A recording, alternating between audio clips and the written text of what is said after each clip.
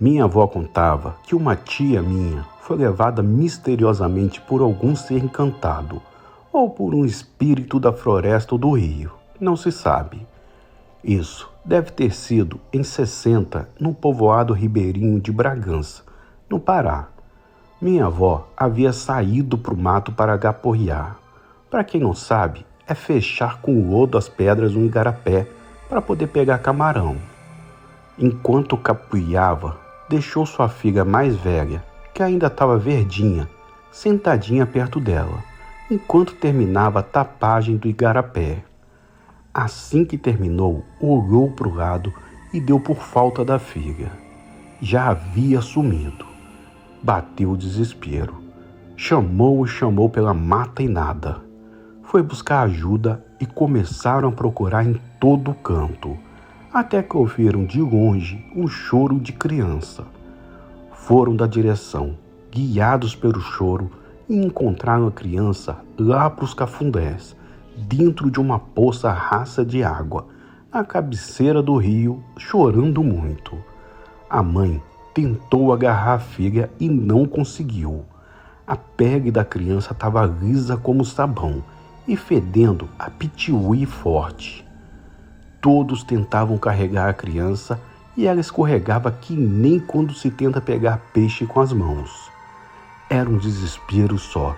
Fizeram reza de tudo que é tipo. Depois de tanto puxa daqui, puxa de lá, escorrega aqui e nada de sair do buraco. Chegou a madrinha da criança. Ela foi a única que conseguiu tirar ela da poça d'água. Logo baixou uma quentura de febre. No fim, tudo ficou bem.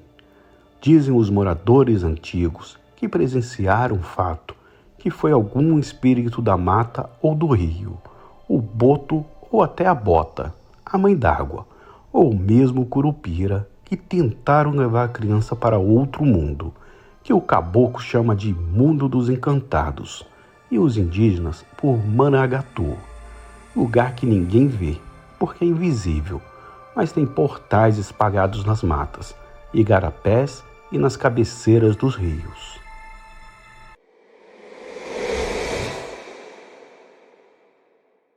Na madrugada de sábado, 18/5, para domingo 19, a veterinária Paula Regina voltava de uma fazenda próximo do bairro Portal e, chegando no trevo entre Salto de Pirapora e Pilar do Sul, se deparou com o que lhe parecia um cão abandonado. E como ela faz resgates de animais, se prontificou a ajudar, encostou o carro no acostamento e acendeu o farol alto de sua van, e saiu chamando a atenção do animal, com um chocalho. E no momento que balançou pela segunda vez, o animal se ergueu como uma pessoa e a encarou rosnando e mostrando seus dentes. Na descrição, ela contou que a criatura chegava fácil aos 2 metros. Tinha os olhos amarelos, orelhas bem pontudas e um focinho longo. Ela disse que a encarou por uns 5 minutos, quando começou a caminhar em sua direção, assumindo a posição de ataque. Ela então correu para dentro de sua van, deu ré até uma entrada para fazer uma manobra e sair do local o mais rápido possível. E mesmo disparando a van, Paula conta que ainda viu o bicho correndo atrás da van por algum tempo, mas acabou indo para cima de um bezerro que estava próximo à cerca de uma fazenda. Então ela não viu mais a criatura. E, ainda segundo alguns moradores, essa criatura já foi avistada por várias pessoas que passam por ali. Alguns até já a viram saindo do meio do laranjal, que fica próximo à rodovia. Dizem que a criatura caminha tranquilamente de um lado para o outro da rodovia.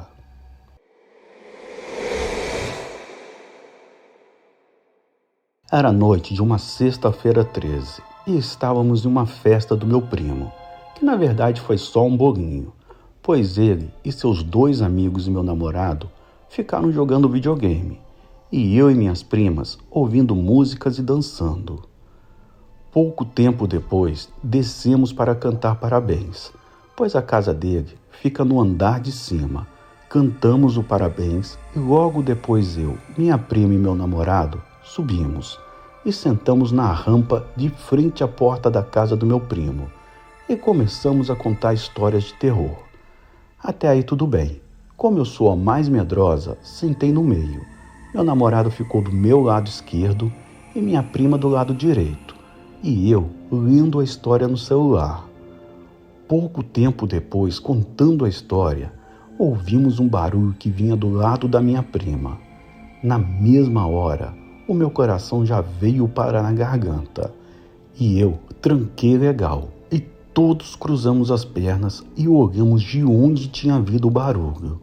E não tinha nada. Então eu voltei a ler e dei a mão para minha prima. Como eu disse, atrás da casa do meu primo fica um matagal e estava muito escuro. Pouco tempo depois, ouvimos no mesmo lugar uma respiração bem pesada e ficamos em silêncio para ouvir melhor. A essa altura, eu já estava me borrando toda. Então o meu namorado me abraçou e eu puxei minha prima para mais perto de nós. Nós continuamos olhando para o mato para ver se víamos algo. E nada, só a respiração. Nós estávamos achando que era alguém querendo pregar uma peça na gente. Quem dera. Ficamos ali um bom tempo, só ouvindo aquela respiração, até que uma figura que devia ter 1,75 m foi saindo do mato de costas para nós. Eu estava tão apavorada que fiquei paralisada, assim como o meu namorado e minha prima, que não conseguia falar nada, apenas olhar para aquela figura que virou para nós e nos olhou. Ele tinha cabelos pretos, olhos azuis. Por mais horripilante que era, não deixava de ser muito belo. Eu até acharia que fosse humano se ele não fosse transparente e desse para ver através de seu corpo o outro lado. Aquilo, depois que se virou, deu um sorriso para nós três, colocou as mãos no bolso e encolheu os ombros, como se estivesse envergonhado de nos ver ali. A essa altura, minha prima estava branca feito papel e meu namorado tremendo que nem vara verde. Quando de repente ouvimos um grito estridente que parecia de uma mulher furiosa e aquela figura nos olhou e sussurrou "Preciso ir", e desapareceu sem deixar pistas para trás. Depois que isso aconteceu, eu só sei que agarrei minha prima e meu namorado e descemos correndo a rampa, tropeçando nos nossos próprios pés. Quando chegamos lá embaixo, nos perguntaram o que tinha acontecido. Nós três nos olhamos e sussurramos um nada. Todos nos olharam desconfiados, mas logo deixaram de lado e voltaram para a festa. Nós nunca contamos isso para ninguém e também nunca mais vimos o tal garoto do mato. Eu não sei o que ele era ou de onde tinha vindo e o porquê dele ir embora assim que ouviu aquele horrível grito. Só sei que o que quer que ele fosse não nos machucaria, pois ele pareceu envergonhado assim que nos viu.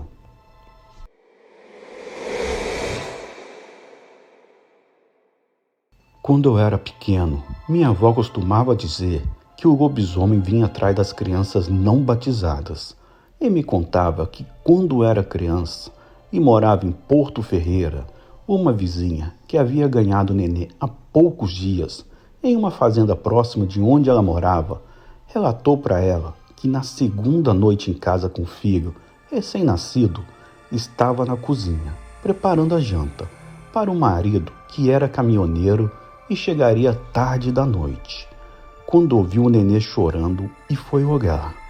Chegando no quarto, ela levou o maior susto de sua vida. Havia uma criatura que, com um braço, erguia uma das telhas e, com a outra, tentava pegar a criança no berço e rosnava para ela, que imediatamente pegou a arma do marido e disparou na criatura, que imediatamente soltou a telha e fugiu, uivando e deixando um rastro de sangue.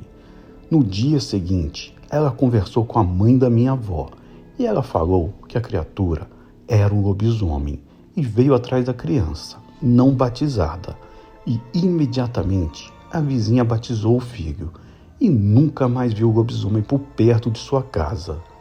Depois disso, tanto a mulher quanto minha avó, quando nasceu o filho, elas batizaram o nenê imediatamente.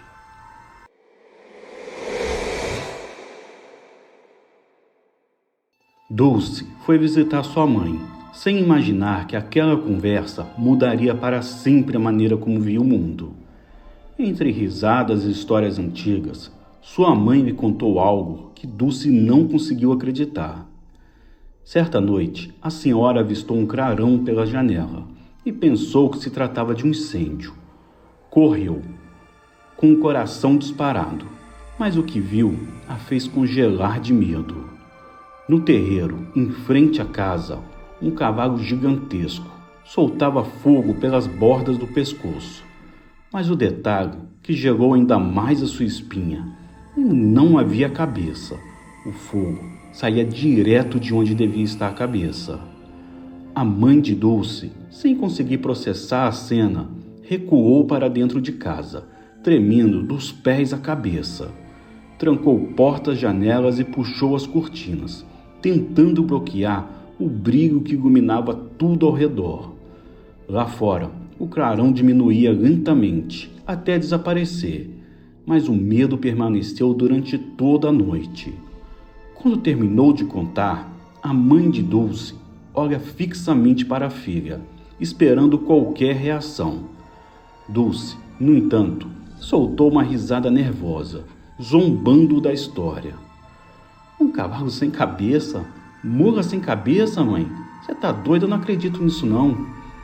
No dia seguinte, Dulce se despediu já ao cair da noite e foi esperar o ônibus no ponto, perto da pequena mata que ficava atrás da casa da mãe. O silêncio da noite era apenas interrompido pelos grilos, até que um som estranho a fez despertar do desvaneio.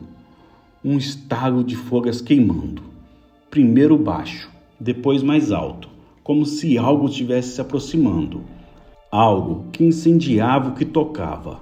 Ela olhou para o fundo da mata, sentiu o ar esquentar e então uma claridade avermelhada surgiu entre as árvores. O seu coração disparou. Quando finalmente seus olhos focaram na cena, Dulce sentiu um calafrio subir pela espinha. Lá estava ele, o cavalo sem cabeça. As chamas dançavam ao redor do que deveria ser o pescoço, crepitando e iluminando as árvores ao redor. Era uma visão aterradora. Não havia mais risadas, apenas o pavor. Dulce saiu disparada, mal sentindo os pés tocarem o chão, correndo de volta para a casa da mãe. Quando atravessou a porta, o rosto estava pálido e o corpo tremia. Ela mal conseguia respirar. Contou tudo à mãe, entre soluços, tudo o que havia visto, pedindo desculpas por não ter acreditado antes. Elas passaram a noite em vigília, esperando o amanhecer, e Dulce só foi embora com o primeiro raio de sol.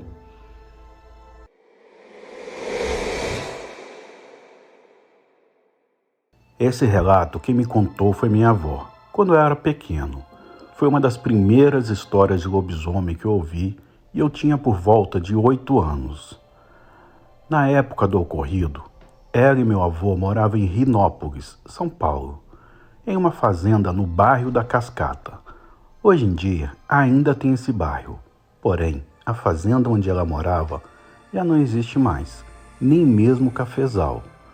Hoje tudo é um bairro, como qualquer outro de uma cidade. Minha avó contou que nesse cafezal, ela e meu avô arrumaram um emprego logo que chegaram na cidade. O dono da fazenda estava contratando o pessoal, pois estava na época de colheita do café. Só que para colher, teriam que morar em uma casa que ficava na propriedade, para facilitar a vida de alguns funcionários. A lida começava bem cedo, 5h30 da manhã, e ia até às 17 horas. O patrão sempre advertia os funcionários para não ficarem até escurecer no cafezal, pois estavam desconfiados de haver algum animal perigoso por ali, pois vários animais foram encontrados mortos no cafezal, vários cães e algumas galinhas, e até mesmo cavalo e gado foram atacados e mortos. Então a orientação era de voltar sempre às 17 horas e não voltar lá. Mas teve um dia que o meu avô e o patrão foram até a fazenda vizinha ajudar a recolher o gado, já que 2 peões que trabalhavam na fazenda estavam passando mal e não tiveram condições de trabalhar. Então, o vizinho, como era muito amigo do patrão do meu avô, pediu ajuda para pegar o gado e fecharem no cercado. Demorou muito para reunir o gado e logo anoiteceu. Meu avô e o patrão ficaram conversando e por volta das 00:30 falaram que ia embora. O dono do sítio, então, lhe emprestou 2 faroletes e os 2 voltaram para casa. O caminho era uma escuridão. Só os faroletes ajudavam a iluminar o caminho. Nisso, o patrão teve a ideia de cortarem caminho pelo cafezal. Meu avô disse para não irem, pois ele mesmo tinha advertido para não ficar até escurecer no local. Mas ele disse estar armado e com a lanterna, e a arma não haveria problemas se aparecesse o provável animal que estava atacando. A um certo ponto do cafezal, meu avô e o patrão começaram a sentir um odor bem forte, parecendo de animal morto. Eles resolveram olhar mais um pouco para ver se achavam de onde vinha o odor. Olharam de um lado e para o outro, e nada e nem sinal. Até que o meu avô viu um volume grande no chão, próximo a eles. Ao iluminar, notaram que era um cavalo morto e se aproximaram para olharem melhor. Nisso, ouviram como se tivesse algum animal grande correndo entre os pés de café, e o odor ficou mais forte. Meu avô então puxou o patrão e disse para saírem dali imediatamente. Nisso, ouviram alguns passos um pouco longe deles, seguido do rosnado. Então meu avô apontou a lanterna na direção dos passos e viram um animal que, de início, pensaram se tratar de um dos cães do vizinho, pois ele tinha um cão de raça grande. Mas o animal que vinha em sua direção se pôs em pé, caminhando como um ser humano e rosnando, com os dentes à mostra, em posição de ataque. O meu avô e o patrão começaram a correr, e aquilo os perseguia sem trégua, rosnando muito em certos momentos. Meu avô olhava para trás e o animal estava correndo em 4 patas, e em outras ele corria como se fosse um humano. Nisso o patrão se lembrou de estar armado, então puxou seu 38 da cintura e mirou no animal, desferindo alguns tiros. Mesmo tremendo e apavorado, com a imagem desse animal vindo em sua direção, o patrão conseguiu acertar um tiro no ombro, que o urrou de dor e, para a surpresa do meu avô e do patrão, o animal colocou uma das mãos sobre a ferida e os encarou dessa vez com ódio em seus olhos. Então puderam ver direito o animal, que, segundo o meu avô, contou para minha avó, em pé, teria por volta de 2 metros de altura, um focinho alongado e orelhas pontiagudas. O animal, então cobrindo a ferida com as mãos, ainda deu 2 passos em suas direções, mas parou, olhou bem os 2 e virou de costas e saiu em disparada pelo cafezal, urrando de dor, e desapareceu na escuridão. Chegando na fazenda, os 2 foram recebidos pela minha avó e pela esposa do patrão, que perguntaram onde eles estavam até aquela hora. Então eles contaram o ocorrido. Foi então que a esposa do patrão disse: "Vocês correram sério risco de vida. Aquilo era um lobisomem que ronda por aqui desde o meu tempo de menina." Segundo minha avó, esse lobisomem nunca mais apareceu na cidade novamente.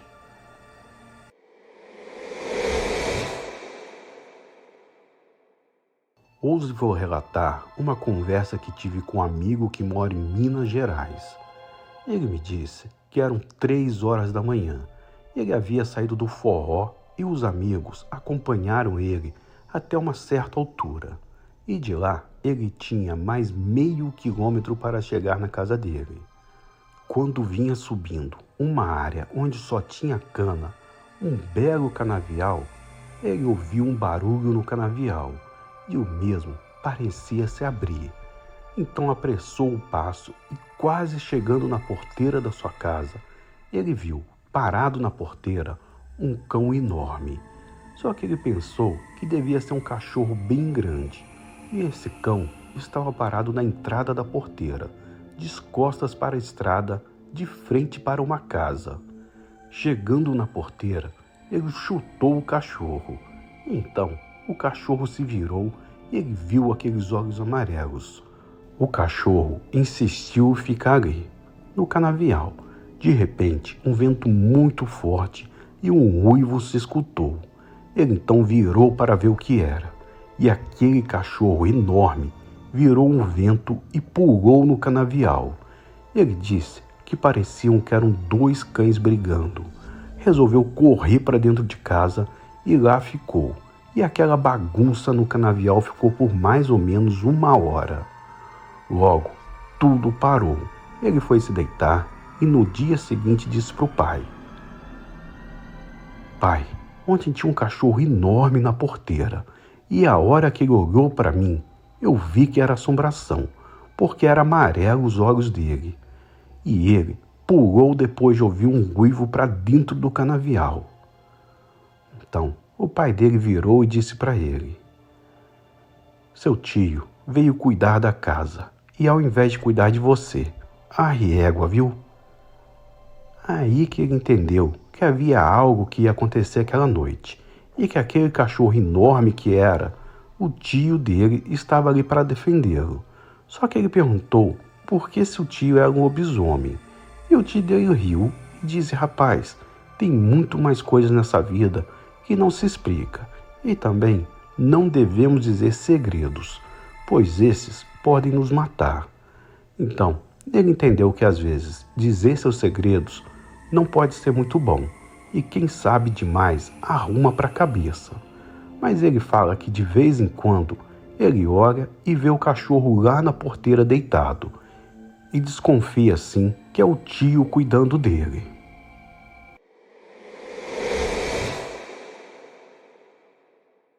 Olá, boa noite. Desculpe pelo erro de ortografia. Vou contar um relato que aconteceu comigo há mais de 15 anos.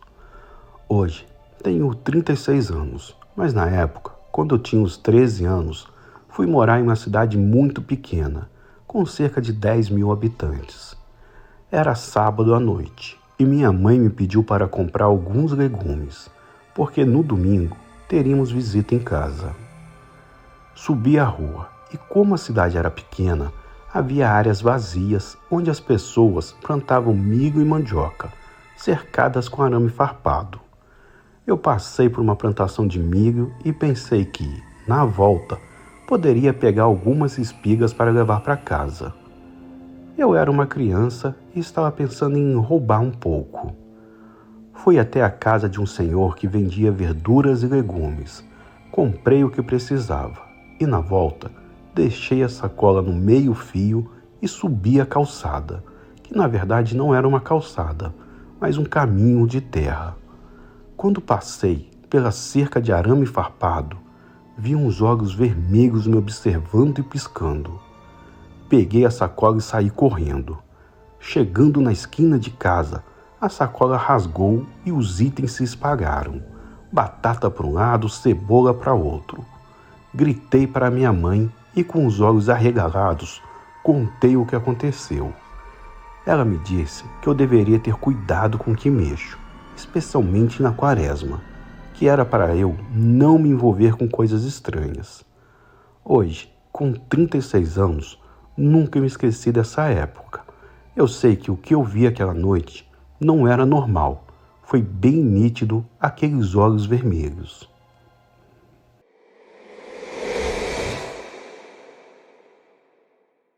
Quem contou esse relato para mim foi o senhor Getúlio, uns 2 anos antes dele falecer. Aconteceu em Porto Ferreira, São Paulo, no ano de 1968. Ele e seu amigo Renato estavam trabalhando em uma fábrica de louça no turno da manhã e à tarde eles ajudavam os pais na colheita. O trabalho na fábrica de louça era de segunda a sexta e nos finais de semana era livre. E o senhor Getúlio tinha costume de jogar truco com os amigos e ia até tarde da noite. Seu amigo Renato, sempre que chegava próximo da meia-noite, saía de perto dos amigos e dizia que ia embora para casa, mesmo os amigos insistindo para ficar e jogar mais.